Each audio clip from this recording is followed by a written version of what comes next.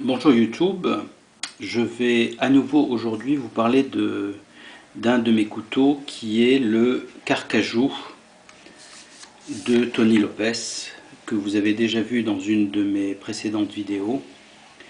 Donc j'avais comparé dans la précédente vidéo le Carcajou avec mon autre couteau qui était le Folkniven F1. Et d'ailleurs, depuis, j'ai fait l'acquisition du merveilleux Bark River Bravo One que je vous montre ici. Je ferai une vidéo sur ce couteau mythique qui est le Bark River Bravo One, qui est le couteau le plus solide, puisqu'il a été réalisé sur mesure pour l'US Navy, pour les commandos de l'US Navy. Regardez cette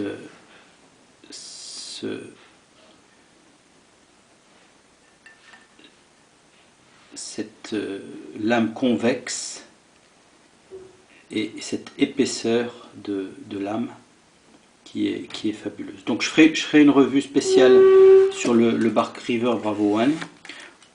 Aujourd'hui, je vais parler simplement du Carcajou et des modifications que j'ai fait sur le Carcajou. Donc si on regarde le Carcajou, il a une émouture plate. Il a une lame de belle facture, belle épaisseur. C'est une lame en acier carbone, en XC75. Donc c'est l'équivalent d'un 1075 américain. C'est l'équivalent d'un 1075 américain. Et l'émouture est plate. Et bon, il vient comme ça. Donc ce que j'ai fait sur le Carcajou, c'est que j'ai convexifié la lame, le bout de la lame.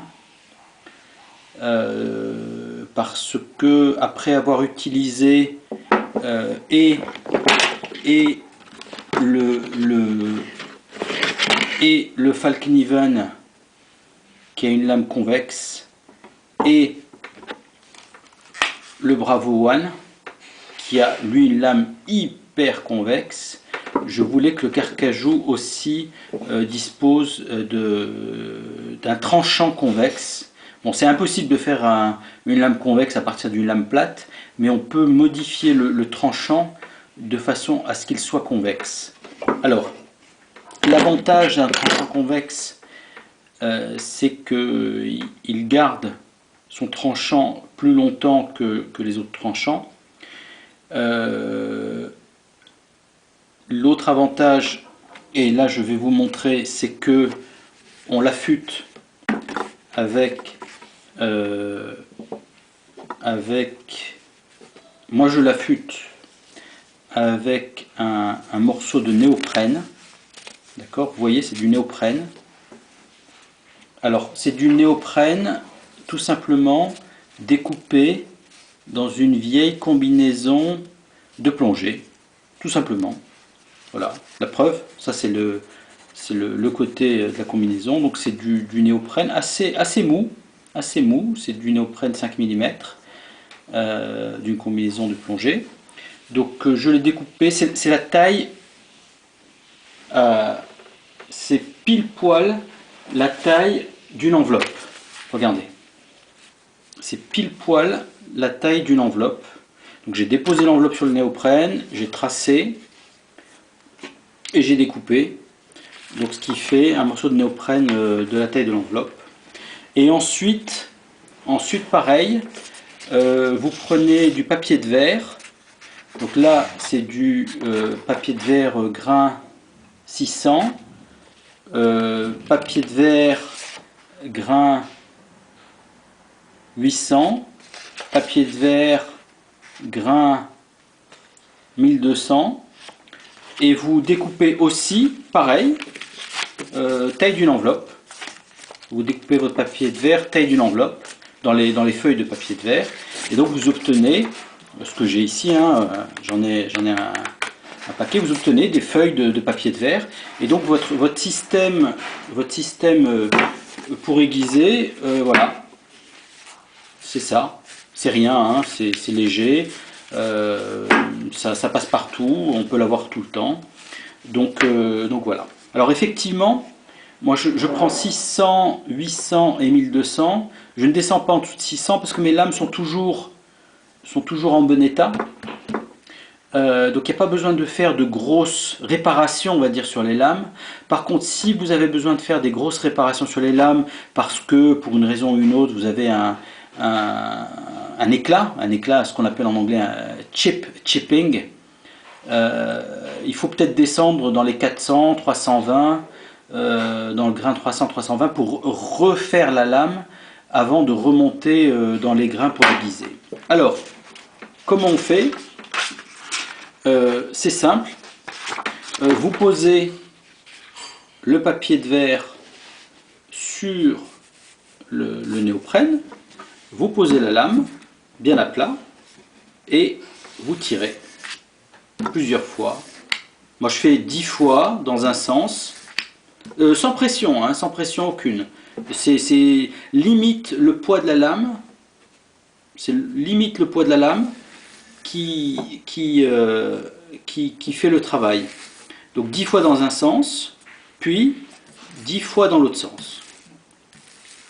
Et vous checkez, vous vérifiez, donc vous commencez avec du 600. Et donc ici, bon, je ne sais pas si ça se voit sur ma caméra, mais on voit que l'émoture a été modifiée et qu'elle est devenue convexe. Alors justement, comment on le voit? C'est que justement, au bout, quand on fait comme ça, on a du mal à faire le bout de la lame. Donc ensuite, il faut faire comme ça pour traiter la partie ronde de la lame. Et la preuve, je suis encore dans le process, hein, c'est que si on regarde bien, je ne sais pas si ça se voit à la caméra, on voit encore ici, je vais forcer le zoom, on voit encore ici un restant de l'ancienne émoture de la lame qui était plate. Donc ici, j'ai encore du travail, alors que tout le reste, tout le reste de la lame est bien convexe. On voit que ici, j'ai encore un peu de travail à faire. Donc, je suis parti sur du 600 plusieurs fois. J'ai usé plusieurs feuilles comme ça. J'ai dû en user, je pense, 3. Ensuite, du 800. Sur le 800, j'ai dû en user 2. Et enfin, le 1200. Le 1200, c'est la dernière. Je vais essayer d'obtenir des grains supérieurs à 1200. J'aimerais bien avoir un 2000. Un 2000 pour vraiment finir la lame. Et actuellement, j'ai que du 1200. Donc 600 plusieurs fois, 800 plusieurs fois et 1200 une feuille. Et voilà, j'ai obtenu une lame convexe au bout. Là, on le sent très bien. Convexe au bout, plate et convexe, qui normalement tiendra mieux dans le temps. Alors, juste pour, voilà, comme preuve.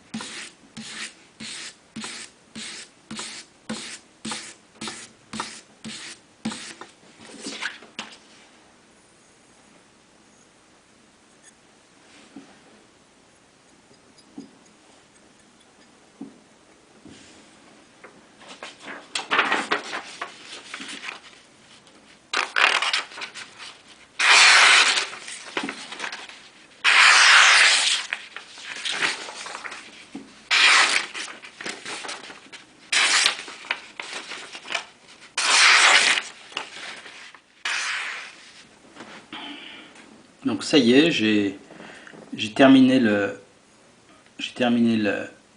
lame. La pointe est complètement convexe. Voilà.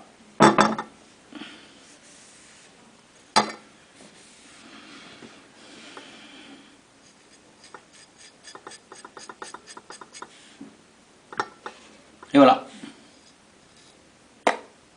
Comme on dit en anglais, razor sharp.